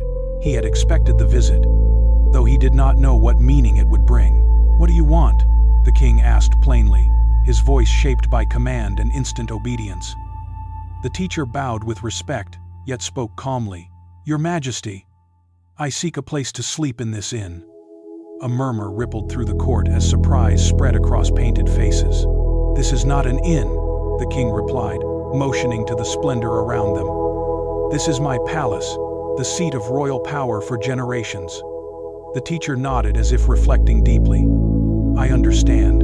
May I ask who owned this palace before you?" "My father," the king answered, his tone tightening. "He ruled here for 30 years before his death. This palace was his seat, just as it is mine." "And before him?" the teacher asked with gentle curiosity. "My grandfather," the king replied, now sensing the direction. "He ruled here as well. He too is gone." The teacher paused, letting the meaning settle into the vast hall. The courtiers fell silent, aware that something deeper was unfolding. Even the king waited, almost unwillingly, for the next words. When the teacher spoke again, his calm voice filled the ornate space with quiet clarity. "A place where people stay briefly and then depart. Did I hear you say this is not an inn?"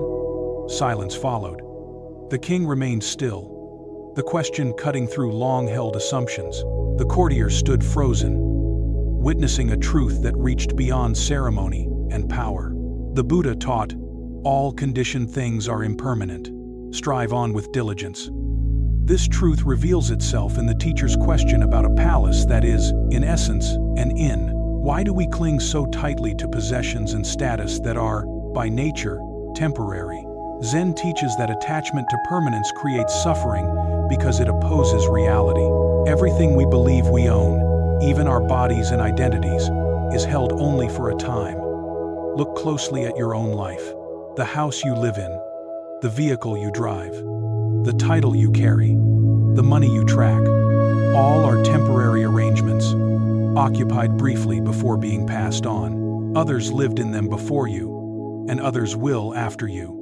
This does not mean neglecting responsibility or care. Instead, it invites holding things more lightly, with awareness of their passing nature. The palace was grand and useful, yet unmistakably an inn where occupants stayed and then moved on. The deeper teaching shows how identification with temporary roles creates unnecessary pain. Forgetting impermanence in roles parent, professional, homeowner, or even Zen student leads to anxiety as we try to preserve what cannot last. Consider where your own attachments quietly shape your fears. Perhaps it is identity, relationships, health, or spiritual attainment. Each is valuable and deserving of care, yet each is subject to change. The executive retires. The parent faces an empty home. The student becomes teacher. The healthy encounter illness. These transitions are not failures, but natural expressions of impermanence. A Vietnamese Zen master taught, "Because of impermanence, everything is possible." This wisdom transforms impermanence from something fearful into something liberating, because nothing lasts forever. Suffering can change, and joy can arise. Hearts that feel closed can soften into love, and even deeply rooted habits can turn toward wisdom. Zen practice teaches non-attachment, caring fully while holding gently. This is not coldness or withdrawal, but learning to love without clinging, to work without grasping, and to enjoy life without demanding it remain unchanged. The teacher's insight cuts through the illusion of ownership. None of us truly possess anything. We are temporary guests in life's inn, borrowing roles and belongings for a short stay. Seen one way, this truth feels bleak. Seen another, it opens the door to deep freedom and release. Buddha pointed to this truth when he taught that everything is impermanent and urged us to cultivate virtue while we can. Our time in this inn is brief, not to be wasted, but used to grow love, wisdom, and compassion. Tonight, resting among temporary walls and possessions, can you feel the freedom hidden in their passing nature? Can you sense how impermanence sharpens appreciation rather than reducing it? The Buddha taught that among all contemplations, awareness of death is supreme. Remembering the temporary nature of life awakens urgency and tenderness, reminding us that each moment is precious and worthy of mindful presence. Let us turn now to a story about the courage to trust the flow of life. This is the tale of the Crystal River. Deep within its clear waters, bright as mountain air, lived a village of small creatures. Above them, the current moved gently, carrying wisdom from distant springs and far-off seas.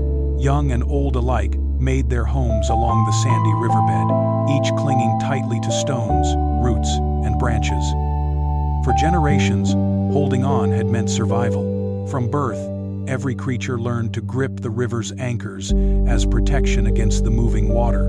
"Hold on," the elders warned. "The current is dangerous.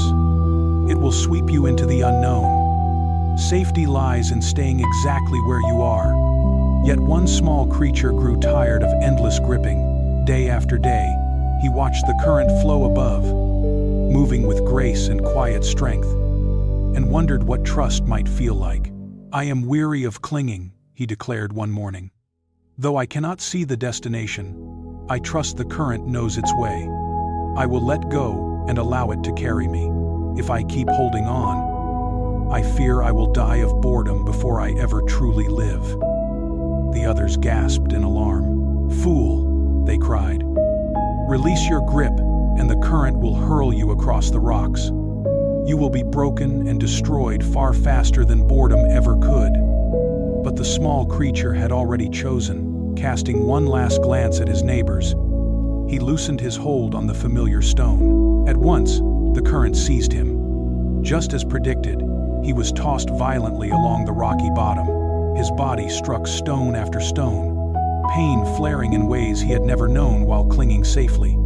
And yet, something unexpected began to unfold within that tumbling motion. As the creature continued surrendering to the current's strength, refusing to grasp for new anchors despite the pain, the water slowly lifted him away from the dangerous riverbed. The tumbling stopped. The rocks could no longer strike him. He now moved with the current itself, no longer resisting, but becoming one with its flow. Drifting downstream, creatures in far places witnessed something entirely new. One of their own appeared to glide through the water, carried with the grace and power of the current. "A miracle," they cried. "One like us, yet he flies. Surely he is the Messiah sent to save us." Hearing their voices, the flowing creature felt compassion for their confusion. "I am no Messiah," he called back. "The river lifts all of us if we dare to let go. Our task is not clinging to the bottom, but trusting the journey." "Still," they shouted louder, "Savior!" While tightening their grips on roots and stones, they watched until he vanished around the bend, then spun stories of the miraculous Savior who had briefly passed through. Buddha's wisdom reminds us that we lose only what we cling to. This ancient truth reveals a deep paradox of human life. We grasp for control and safety, believing security lies in holding tightly to what feels familiar. Yet through this grasping, we create the very suffering we hope to escape. Why do we cling so fiercely when the current offers unknown adventure?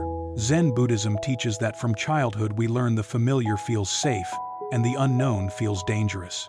This conditioning becomes an obstacle when it blocks growth beyond old limits. We also suffer from the illusion of control, believing that by holding tightly to roles, relationships, and identities, we can stop change itself. This creates constant tension, placing us against reality. Life is movement. When we resist this truth, we exhaust ourselves fighting currents far stronger than our personal will. Reflect on where you are clinging in your own life, perhaps to a relationship that has changed, a career that no longer nourishes you, or a self-image that now confines growth. Change will flow regardless. The choice is whether to resist in exhaustion or discover the grace found in conscious surrender. The Buddha taught that nothing is permanent except change. Water does not battle the mountainside. It finds a natural path downward. When we move with life's current rather than against it, we discover an ease that force can never achieve. Tonight, resting in stillness, what might you be ready to release? Can you sense the living current of this moment and trust where it leads? The Buddha taught us to let go of what has passed, what may come, and even what is happening now. Relax and rest. In trust, we discover the current we feared would destroy us is the very force that carries us home. Let us turn now to a story about choice, responsibility, and the power present in each moment. This is the tale of the young man and the bird. A clever student grew tired of his teacher's wise replies. Convinced they were riddles meant to impress, he decided to design a test to expose what he believed was empty pretense.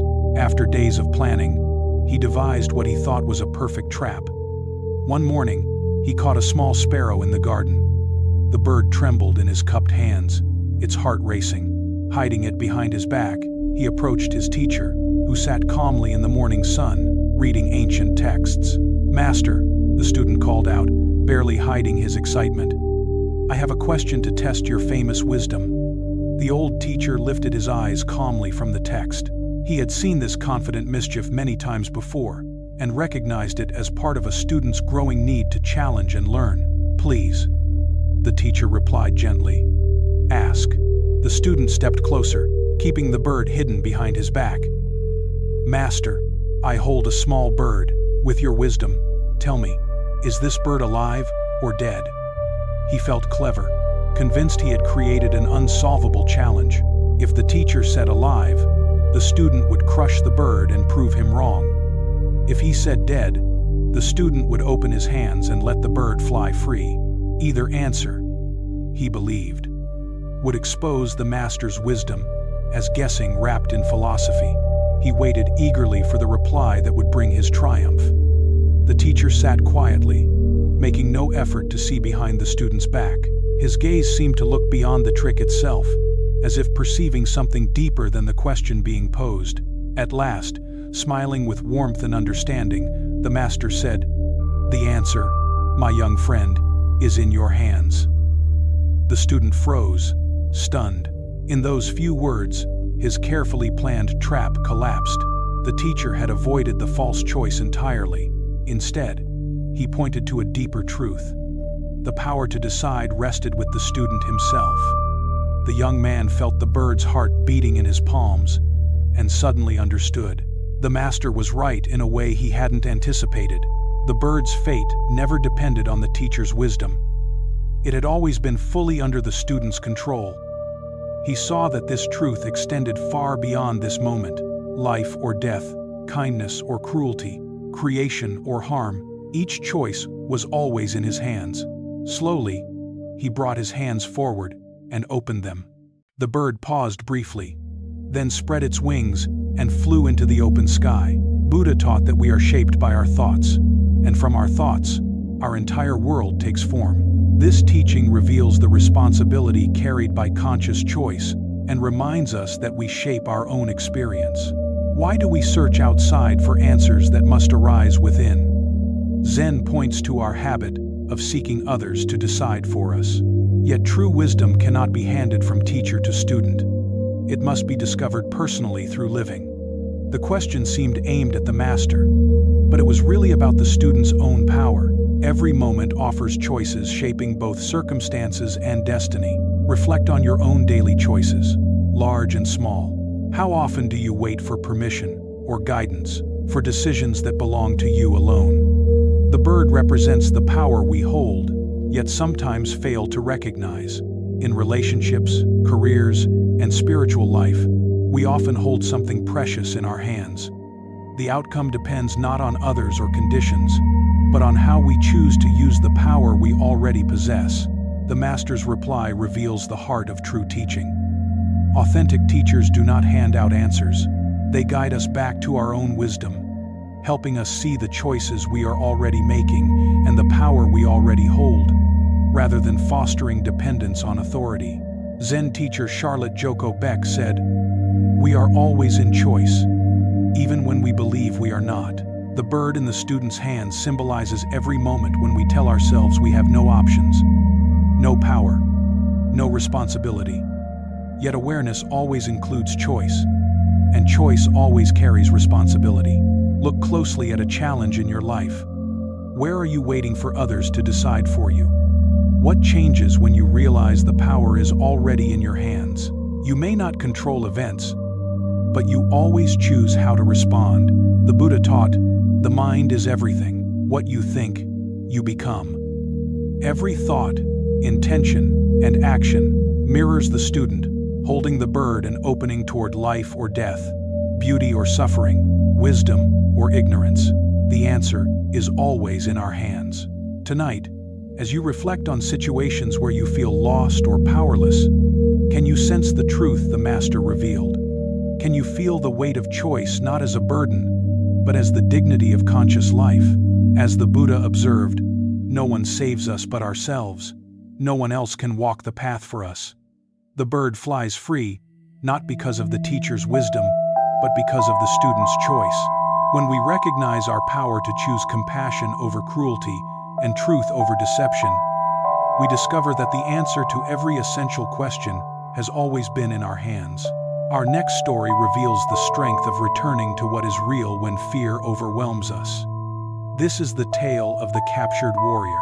In ancient Japan, during endless clan wars, a skilled fighter found himself defeated. As allies fell and escape vanished, enemy soldiers seized him and dragged him from the battlefield. His armor was stripped away, his weapons taken.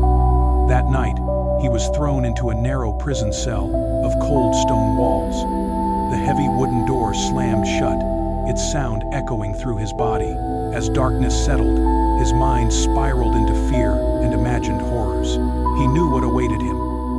Interrogation would come first, demanding secrets of his lord's defenses and strategies. When honor kept him silent, torture would follow. Heated iron, splinters beneath fingernails, methods whispered among warriors. And when they were finished, execution would come. As these thoughts consumed him, his heart raced wildly. His breath grew shallow and fast. Sweat formed on his brow despite the cold. Sleep was impossible, as his mind replayed tomorrow's suffering in relentless detail. Hours passed in torment. He paced the cell, pressed against the icy stone, collapsed onto the straw floor. Nothing eased the visions of doom looping through his mind. Then, in the depth of despair, he remembered the gentle voice of his Zen teacher from the monastery where he once trained. The master's words arose as clearly as if spoken beside him. Tomorrow is not real. It is an illusion.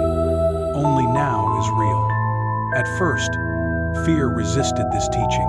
How could tomorrow be unreal when danger felt so certain? Yet as he sat quietly and let the words sink deeper, something within him began to shift. He became aware of his breath. Right now, he was breathing without restraint. He felt the straw beneath his body, coarse yet tolerable. He heard wind moving through trees outside the window, a sound of nature continuing its ancient rhythm, untouched by human war. In this moment, he was not being tortured. In this moment, he was not dying. In this moment, there was only a man sitting in a cell, alive and aware. The fears that had overwhelmed him moments earlier revealed themselves as thoughts about a future existing only in imagination. As this realization deepened, a deep calm settled inside him. His breath slowed and grew fuller. His pounding heart softened into a steady rhythm. For the first time since his capture, he smiled. His teacher's wisdom had freed him from a prison far tighter than stone walls, the prison of anxious thoughts about tomorrow. Within minutes, he fell into a deep, peaceful sleep. The Buddha once said, "If you want to know your past, look at your present condition. If you want to know your future, look at your present actions." This ancient insight reveals what the warrior discovered in his cell. The only moment we ever truly live is this one. Why do we torment ourselves with endless visions of the future? Zen Buddhism explains that the mind evolved to scan for danger and plan for survival. While this ability helps in real emergencies, it creates suffering when we mistake imagined futures for reality. Look closely at your own life. How much anxiety comes from vivid mental pictures of what might happen, the presentation you fear, the medical result you await, the difficult conversation you rehearse again and again? These situations mostly exist in thought, not in the present moment. The warrior's insight shows that future challenges can be acknowledged without being consumed by them. Planning has value, but when it turns into obsession, it steals clarity and peace. As Vietnamese Zen master Thich Nhat Hanh taught, thanks to impermanence, everything is possible. The future is unwritten, shaped by causes and conditions we cannot fully foresee or control. The anxious mind assumes today's suffering will continue or worsen, but impermanence teaches that all things change. Sitting in his cell, the warrior could not know what the next day would truly bring. Perhaps rescue would arrive. Perhaps mercy would be shown. Perhaps negotiations would secure his freedom. The Buddha expressed this truth by saying, "The past is gone, the future is not yet here. There is only one moment for you to live." This teaching does not deny responsibility or thoughtful preparation. Instead, it invites us to notice where our attention habitually wanders and gently return it to present experience. In Zen, this is called beginner's mind meeting each moment freshly, without inherited fear. When we truly enter the present, we often find peace and clarity that anxious thinking never provides. Notice how the warrior's shift in attention transformed everything. The cell remained the same, the future was still uncertain. Yet by returning to present awareness, suffering turned into peace. This transformation is available whenever fear arises. Tonight, when your mind spins stories about tomorrow, remember the captured warrior and his teacher's words. What is actually happening right now? What simple experiences, breathing, sitting, feeling the air, can anchor you in reality rather than imagination? As the Buddha taught, do not dwell in the past. Do not dream of the future. Concentrate the mind on the present moment. Within this teaching lies the key to freedom, for the warrior and for us. Let us now turn to a story about mastery beyond technique. This is the skill of the butcher. Lord Wenhui was famous for recognizing excellence in every form. Whether watching musicians, craftsmen, or artists, he possessed a refined eye for true mastery when it appeared before him. One day, while visiting his kitchens, he paused to observe his cook, Ding, preparing meat for the evening meal. What Lord Wenhui witnessed astonished him. Ding was cutting up a massive ox, yet his movements were so smooth and graceful that the work resembled a sacred dance rather than ordinary labor. Each motion flowed effortlessly into the next. Every turn of his hand, shift of his shoulder, step of his feet, and bend of his knees moved in perfect rhythm. Ding's knife glided through joints and around bones with a soft, whispering sound, as if guided by an unseen harmony rather than force. The enormous ox seemed to separate effortlessly beneath his hands, as if flesh and bone were dissolving like mist drifting in a soft breeze. There was no chopping, no strain, no force at all, only smooth, unbroken motion that made the entire process appear almost miraculous. "This is extraordinary," Lord Wenhui cried out, unable to restrain his wonder. "Such mastery," he continued, "could only arise from decades of devotion and refinement. Surely you have practiced for a lifetime to reach this level." Ding paused, placed his knife down with respect, and turned toward his lord. Though his skill was evident, his manner remained modest, and his voice carried the calm assurance of deep understanding. "What truly guides my work," Ding replied slowly, "is far more than technique or years of repetition. I follow the way itself, the natural order beneath all things, which exists beyond any method or skill." His expression brightened as he began to share the heart of his realization. "When I first began cutting oxen long ago," he said, "all I could see was the animal as a single solid mass. It felt overwhelming, and I struggled constantly against flesh and bone with effort and force. After 3 years of daily practice, something in my perception quietly changed. I no longer saw only the whole ox as one imposing form. I began to recognize its structure, to distinguish parts, and to perceive the patterns within the body." Ding's voice grew almost reverent. "Yet now, after many more years, I no longer rely on sight alone, nor do I depend on conscious thinking to guide my hands. My senses fall silent, and my spirit moves freely where it must. I follow the body's natural design, instead of imposing my will upon it." He gestured toward the carcass with respect. "I move through the open spaces between joints, guiding the blade along paths that already exist, working with what is, rather than struggling against it. I never force my knife. I never push against ligaments or tendons," Ding explained, "and I never fight the major joints. The blade flows through natural openings, meeting no resistance. An average cook must replace his knife every month because he hacks his way through the work. Even a skilled cook needs a new blade each year, because he still cuts instead of flowing." Ding lifted his knife and showed it proudly. "I have used this same blade for 19 years, cutting thousands of oxen, and yet it remains as sharp and clean as the day it was first sharpened. This is because joints contain natural spaces, and a blade has no thickness. When something without thickness enters spaces that already exist, there is always room. That is why, after so many years, my knife remains perfect. Lord Wenhui stood quietly, sensing he had witnessed far more than remarkable craftsmanship. He had seen what it means to work in complete harmony with the natural order, achieving mastery by yielding rather than conquering. As the Buddha taught, when we know we are connected to all beings, compassionate action arises naturally. This ancient truth reveals that true mastery is born not from force, but from understanding our place within the whole. Here, Li, this story guides us toward a deeper understanding of true mastery in any field, whether spiritual practice, relationships, creativity, or everyday tasks. Mastery does not come from forcing our will, but from working with the intelligence already present. Cook Ding's knife stayed sharp because he never pushed against resistance, choosing instead the natural openings that already existed. Why do we so often meet challenges with force instead of flow? Our conditioning teaches us that success requires struggle and pressure, while discipline and effort matter.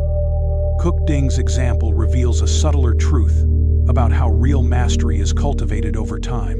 Consider how this wisdom applies to your own growth. In relationships, we may try to force understanding through debate, rather than sensing openings for genuine connection. In creative work, we often battle our materials instead of listening for what wishes to emerge naturally. The progression Cook Ding described, from seeing only the whole ox, to recognizing parts, and finally moving beyond vision, mirrors wisdom's development everywhere. At first, situations feel overwhelming and demand crude effort. Gradually, we learn to see structure, patterns, and relationships. With sustained attention, we may move beyond analysis and act from intuitive knowing. This does not reject discipline or study. Cook Ding gained deep technical skill through years of practice, yet allowed that knowledge to mature into harmony with the natural order rather than resistance against it. Zen Master Dogen wrote, "Time is not separate from you, and as you are present, time does not go away." Cook Ding embodied this truth by giving himself fully to each movement. He discovered timeless spaces between joints where action flowed without effort. This insight applies equally to conversations, creativity, physical effort, and spiritual practice. Instead of treating life as a series of problems to conquer, we can learn to feel for natural openings, places where gentle action is possible. The Buddha said, "However many holy words you read, what good are they if you do not act upon them?" Cook Ding lived the teaching through action, showing that any task can become spiritual practice. Tonight, as you reflect on tomorrow's challenges, can you approach them with Cook Ding's wisdom? Rather than forcing solutions, might you first sense where ease is possible, as the Buddha taught? Just as a mother protects her only child, so should one cultivate boundless care toward all beings. End quote. Perhaps true mastery lies in working with such care that both we and what we touch remain unharmed, preserving our own sharpness while honoring the integrity of each situation. Let us continue with a story revealing the power of fearlessness and unconditional compassion. This is the tale of the thief and the Zen master. One quiet evening, as twilight colored the sky in purple and gold, Zen master Shichiri Kojan sat in his modest home, chanting ancient sutras. His voice moved gently through the room, each breath steady, each word a prayer. Candlelight flickered softly as he rested in deep calm. Without warning, the peace was broken. The door crashed open, and a desperate man rushed inside, gripping a sharp sword that flashed in the candlelight. His eyes were frantic, his clothes torn and filthy, his breath ragged from running, desperation radiating from his entire body. He had chosen this quiet, remote house, believing it would be an easy mark. A gentle monk would surely resist nothing. "Money or your life," the thief barked, his voice shaking with fear and aggression. He expected panic, begging, or frantic scrambling for hidden valuables. But Shichiri did not even raise his eyes from the sutra. His voice stayed calm as he finished a line before speaking. "Please don't interrupt my practice," he said softly. "If you need money, take it. It's in that drawer over there." He pointed casually toward a small wooden chest, then returned to chanting as if nothing unusual were happening. The thief stood frozen, sword lifted, utterly confused. He had never faced fearlessness, only quiet cooperation. Still shaking his head, the thief walked to the drawer and gathered coins and small valuables. Behind him, the master's voice flowed steadily, chanting as peacefully as if the room were empty. As the thief prepared to leave, the voice spoke again. "Wait," Shichiri said, finally looking up. "Please don't take it all. I need some money to pay my taxes tomorrow. Leave a little, if you would." The thief stared in disbelief, a man calmly bargaining during his own robbery. Without thinking, the thief returned part of the money. Turning to go, he thought the encounter finished, but the master stopped him once more.